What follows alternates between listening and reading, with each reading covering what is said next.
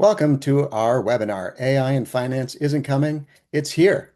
The goal is to help you answer the question, are you using it or falling behind? Just a quick note about questions. Feel free to ask questions in the chat. We have one of our team members monitoring the chat and we'll do our best to respond before the end of the session. Okay, so for today's webinar, we're pleased to have Andrew Ramsey from Outpace Bio as our customer panelist. Andrew, can you please introduce yourself? Yeah, I'm excited to be here. I'm the associate director at Outpace Bio. I'm our Procurify admin, and I've been at Outpace for about 4 years. So I've seen pre-Procurify and post-Procurify and what it's kind of done for our company. Oh, that's great. Thanks, Andrew. We look forward to hearing more about your experiences later on in the presentation. To introduce myself, hi everyone, I'm Rob McGarry. I lead the partnership team here at Procurify. Procurify gives procurement and finance teams the ability to leverage AI to easily manage spend before it happens. All right, so next, I want to welcome John Sabek from Abacum. John, please introduce yourself. Hi everyone, John Sabek here from Abacum. I'm a partner account manager. I've been in the corporate performance management world for about 10 years. Abacum is a native AI FP&A solution that allows you to do all of your planning, reporting, and forecasting directly within one solution, being able to tap into all your core systems to harness that information. Awesome. Thanks, John. Last but not least, we are lucky to have Ben Pincus here from Rillet. And so, Ben, please introduce yourself. Hi, everyone. Ben Pincus. I'm head of partner management here at Rillet. I work closely with Rob and John. Rillet is the AI native ERP, really supercharging closing your books. And what we hope is a zero-day close with AI native workflows. And then again, great integrations with our two partners here. So excited to have everyone join us today. Thanks so much. And again, thanks everybody for being here. Let's kick things off with our framework for today. We're calling it the AI Finance Adoption Curve. So here is the curve. What we want to challenge finance leaders today is to look at how their teams currently leverage AI and learn more about the value and risks of moving up the AI finance adoption curve. So we have four main stages to review. One is the manual stage. So this is where, most work is done in disconnected spreadsheets and systems, whatnot. I'm sure we've all had parts of our job where that's the case. Stage two is automation of workflows, and this stage is where teams use pointed solutions that sync data using APIs or maybe CSV downloads and uploads.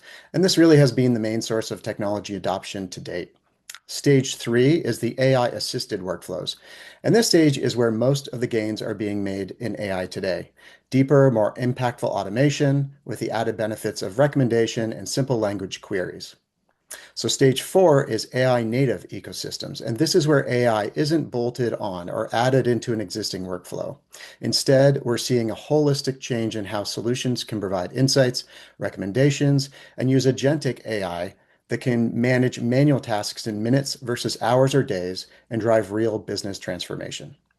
Hey, Ben, I'm really looking forward to hearing how you explain the Rillet, Abacum, and Procurify ecosystem and how we work together to create the finance intelligence loop as an AI native ecosystem.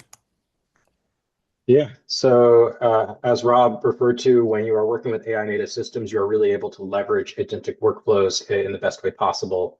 You can see here how each of these systems are connected. The through line from Procurify, where spend is originating and coming over into Rillet, which is the ERP layer here, organizing, categorizing that data, having agents run over that to close your books in as automated a fashion as possible.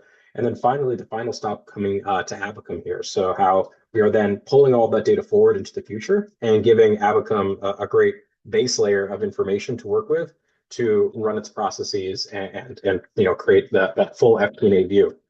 But what's really important is the fact that all these systems are AI native systems. So correct data tagging, correct data structure, so that you can create really great foundational native integrations between each system and really have that pull through from origination of spend of where something's coming in to closing your books in as automated a fashion as possible in Rillet through to actually projecting out that information, making real insights about your business. The other advantage that you get from an AI native tech stack like this, that is on that level 4 curve, is the ability to really speed up what you're doing. So bringing this information into real time. So as soon as that information comes over from Procurify, getting to that continuous flows nature and Rillet through to making strategic business decisions into the future with Abacum.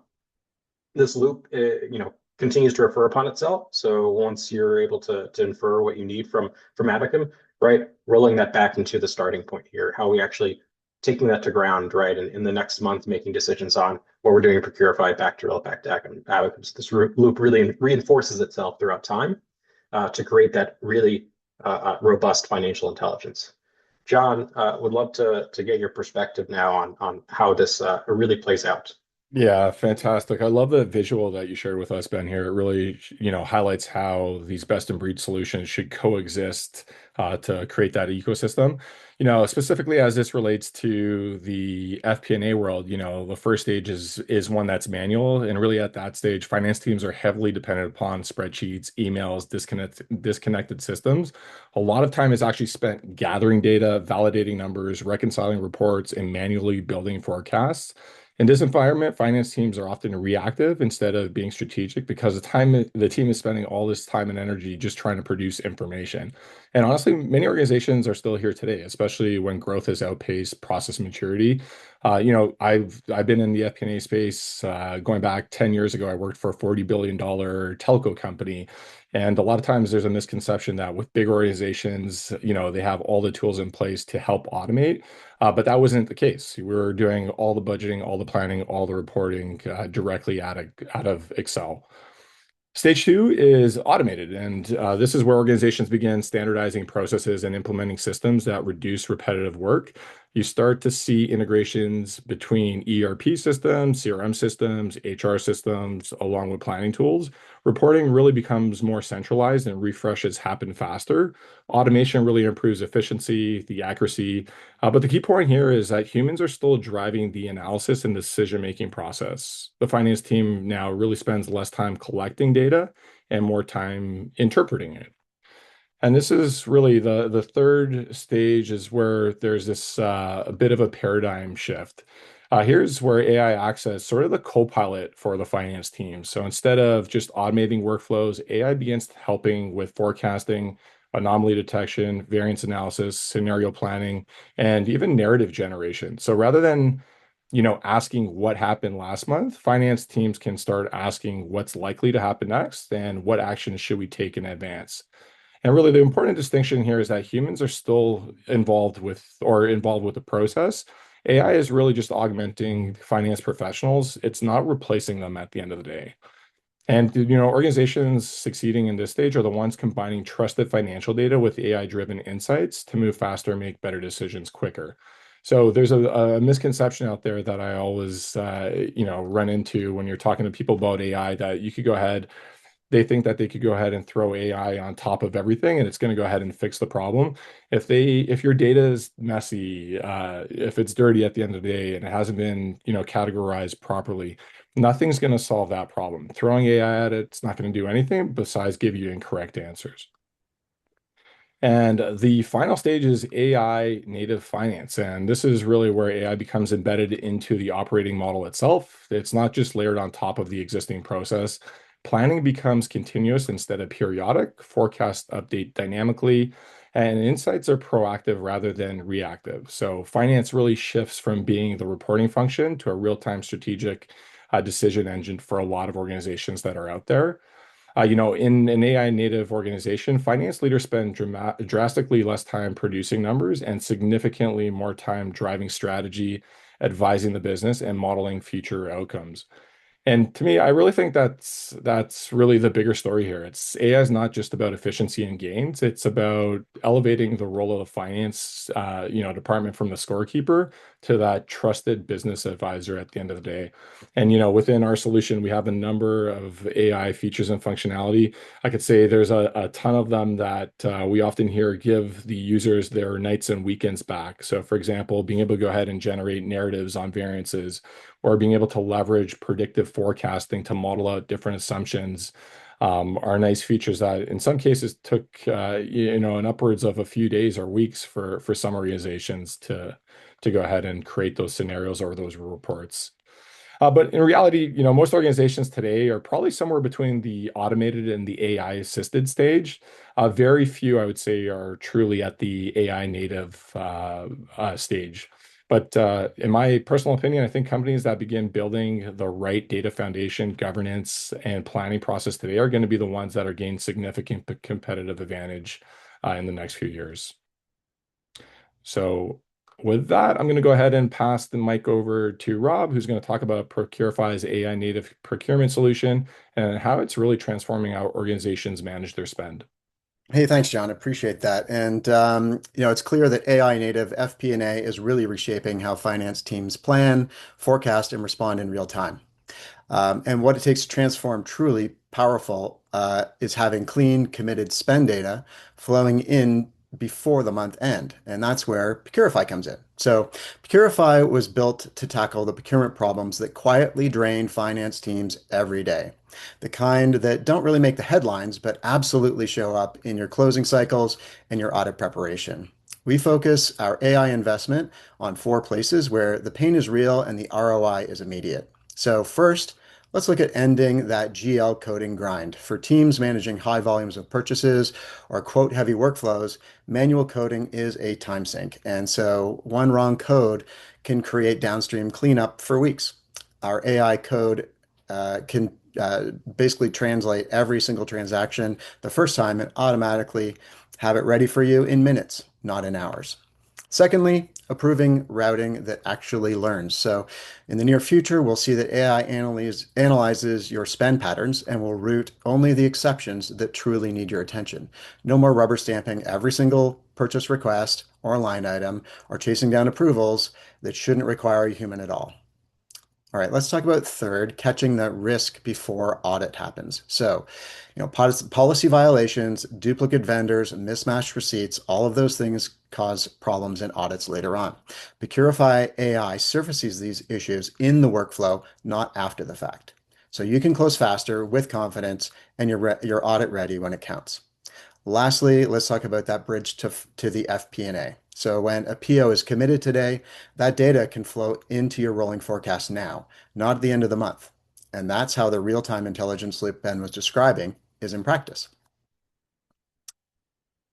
So, we could talk all day about how these changes can make your teams better, but what I'd love to do is show you. So, we're lucky to have Andrew Ramsey, Associate Director of R&D Operations at Outpace Bio, with us today.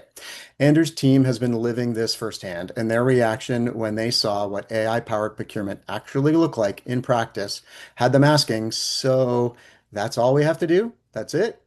Which we think is pretty much saying it all. So, Andrew, welcome. Thanks for having me here. Great. So, Andrew, I'll start off with a question for you. Can you take us back 12 to 18 months? And if you can compare a typical Tuesday then to a typical Tuesday now, what's the one thing that your daily workflow most is unrecognizable now because of AI? Yeah, I mean, so as I kind of mentioned before, I've been at the company a while and actually saw what pre-Procurify and post-Procurify looked like, which is pretty cool to see that translation. And so, when we talk pre-Procurify, it was a whole different world. It was a kind of a nightmare where we had manual PDFs that were our purchase orders. We had to route them for signatures via emails. There was no tracking data anywhere. People had to log into vendor accounts, link it to business accounts to order their product, et cetera, et cetera. So, going from that to somewhere where, nowadays I can upload a quote and AI will just take out the relevant information, create a purchase order, and basically ask me, is everything right? Can we send it over for approvals? Like that's a huge difference. Um, Not only in times, but also just in accuracy and error, human prone error. So, seeing from one stage to another, it's been a huge increase in productivity that this the company has come across. And I think the thing that I would be appalled at doing today that I was doing years ago is manually data entry of thousands of lines of purchasing orders, that there was no extraction tool or anything, or even any way to kind of just consolidate that data automatically. So, I don't think it's unrecognizable, but it definitely, I can't believe I was doing that day in and day out years ago. That sounds terrible. It Yeah. was. Andrew, hearing your experience, I'm kind of curious, like, where do you put your team today on the curve? And if you had to, I think it would be really helpful for everyone to hear kind of where you think you are with your current tech stack, and like, what do you think would be the jump to the next stage? Like, what feels hardest to achieve and kind of get to, stage four, right? And the curve we're talking about. Yeah, I definitely feel right now Outpace is around that stage three. We have definitely embraced AI. We definitely have AI assisted workflows, not only in procurement but in our R&D work and in our operations work. So we've definitely, I feel like in the last year, shifted hard from stage two to getting close to that stage three, um, which has been fantastic. It has enabled us to do so much more. I think the jump kind of to stage four.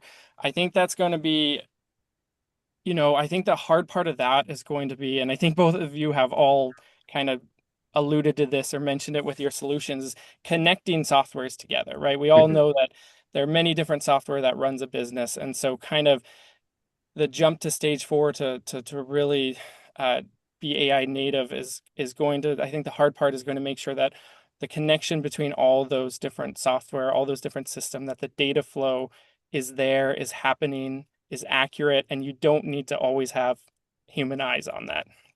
I think that's Yeah. like I said, you all are already achieving that and working towards that goal, which is fantastic. And I think that that's kind of what the hard step is to go to that final stage. Right. Nice.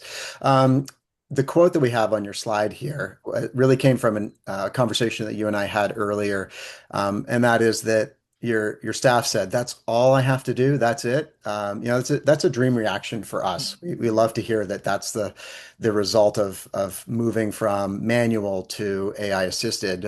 But when AI suddenly gives you back, and your team just hours every week. You mentioned all the time you spent manually keying in lines and lines and lines of information. What actually fills that space? So, we all think, oh, you get to do, higher level activities or whatever. But I really want to know from your perspective, how has it shaped your role? What's changed? And did it just speed up, more of everything, or what are you doing with that time that you now have? Yeah, no, I love that quote because it's very much true and actually happened more times than once with end users being like that that's it compared to what I was doing before and now all I have to is do is submit a one button, click one button. So it's been fantastic. But yeah, in terms of, I think the team, so at Outpace, we allow individuals to submit purchase orders. We don't have a centralized purchasing team that people submit requests to. So individuals are submitting orders. And I mean, I think for them, speed is definitely the change that occurred. They are not having to spend hours doing logistical work trying to figure out how to get the products they need ordered, when they're going to come in, how to even order them, and the communication with vendors like that has really gone out the door, and they're able to focus on, um, their experiments, their data analysis, and really, bring home a product faster because they're not spending these hours just kind of logistically ordering items and figuring out where things are and when they come in. So definitely, I think from the overall team, speed is a big one. For the operations team that reports to me, speed is definitely there as well. We're able to, you know, um, get things in quicker, spend less time actually ordering. But I think in terms of my role and kind of the transformation that I think my role has is it's gone from a lot more of that busy work that we talk about of data entry, of coordinating communication, et cetera. And it's kind of gone, it's shifted to starting to look at processes and systems overall and kind of look at, you know, Procurify is working great. Purchasing is happening automatically. We have this inventory system. How do I connect the two of those? How do I take the data from Procurify that is inventory items and go into our inventory system automatically, take hands off? So, there's always kind of an activation cost of putting in a new process, a new system. And before I didn't have time to spend brainstorming and figuring out what that solution is. And now I'm able to take a step back and really identify from an overall systems perspective how data can flow from one software to another and how to make that connection happen and, go out and do that in practice. So that I think has, for my particular role, been a big transformation since I'm not actually spending time just putting in purchase orders anymore. Wow, that's great. Glad to hear that you're getting time to do more valuable activities, and I'm sure in your the people who are making requests for purchases in their job description was not spending time requesting things to buy. So Nope. that's not that's not where the value add is located. All right, thanks. Yeah, it sounds like Procurify definitely has been able to go ahead and drive some serious ROI for you, Andrew. For someone watching this who's early on that curve and a little hesitant, maybe burned out, they've been burned by an AI pilot project that didn't stick. What's one piece of advice you'd give them, and is there anything you'd warn them about? Yeah, so I kind of think about it as I feel like nowadays every day is an improvement for AI. AI changes daily. We hear about models coming out left and right that have so many more improvements than previous models, and it just feels like it's all going very quick. So for someone who maybe is hesitant or who has tried out something AI and has felt burned in the past, I would say try again. I think things are moving very quickly, things are changing very quickly, and what you might not have achieved before, it's very possible that nowadays you can achieve it with the new technology coming out. But I will say the piece of advice I warn is definitely still keep a human eye on the process and the results. I think that we're at a stage where uh, we can make processes happen automatically. We can incorporate AI, but you really want to make sure that when you are presenting your spend for Q1, that the reports actually pulled the right data, that you're pulling the right column of your file. So I would just, warn to people who are starting on the AI track and utilizing AI to still keep your eye on the process. Make sure that the AI tool is doing what you want it to do, and the end results are what you are expecting the end results to do. All right, great. Andrew, thank you so much for answering our questions around this and wonderful to hear your insights and how things have been going for you. So we're anticipating agentic AI native enhancements as they become available. I'm going to ask everyone here to think, where are you as an organization on the curve today? So, are you partially moving up the curve? Are you stuck in phase one or two? Are you thinking about getting to phase three? And certainly the advice today from Andrew and others is, if it didn't work before, try it again because things are moving super fast. That's really the poignant part of today's webinar is to just have people ask themselves, where are you on the curve and what do you think your next steps will be? So, Ben? Yeah, and in practice, when you are assessing where you are on the curve and trying to put things into practice, what does that look like? I know in Rillet, what that looks like is very much what Andrew talked about, right? Really supercharging people to save time and get more automation, but being in the weeds, being in the loop, right, of what you're doing. And so that means, setting up new processes, maybe doing things a little bit differently than you did before, but gaining that efficiency back, gaining that time back, gaining confidence in how these systems work and what they're doing and pulling it together. And then as we've been talking about, like really seeing, the loop come together and the reinforcement come together. John? Yeah, I think my response is really going to piggyback off of the last thing that Andrew said with respect to trying things out. If there's one practical thing that I encourage is everyone, if they're going to do something this week, is pick one highly repetitive finance process, something, your team does every month that consumes hours of manual effort, and ask, could AI or automation eliminate 50% of that work? Maybe it's, variance commentary, forecast consolidation, board reporting, data reconciliation, scenario modeling, entering in purchase orders, the approvals that are associated with it. Don't start with a massive transformation project. Start with a single workflow that creates friction for your team today. Because the organization that becomes AI native won't get there overnight. They'll get there by consistently removing manual work, improving data quality, and giving finance teams more time to focus on strategic decision making would be something that I'd suggest. Yeah, so I would just like to first of all extend a hearty thank you to Rob and Procurify team for hosting us and for Andrew for providing the perspective. We can come here and and talk a lot, but really hearing it from someone who's experiencing it, I think is great. Right here, you can see, what can you do next with each of us. These QR codes will allow you to connect to each of our platforms and learn more. But again, just really excited to be here with this panel today to get real feedback from a user like Andrew and to be hosted by the Procurify team and along with Abacum and John. So thank you. That's great. So, So, to wrap things up, thank you everyone who took time to learn more about how AI is impacting finance today, and hopefully you're more informed about where you are on the AI finance curve. We hope you are now ready to explore the benefits of moving on to a next stage. Once again, I want to thank Andrew from Outpace Bio, Ben Pincus from Rillet, and John Sabak from Abacum for participating in the webinar today. And if you didn't get a chance or to review the answers to the questions in the chat, we'll be sending those out in an email with the information as well as a link to this video so that you can watch it on demand. So thank you for coming, and everyone have a great day.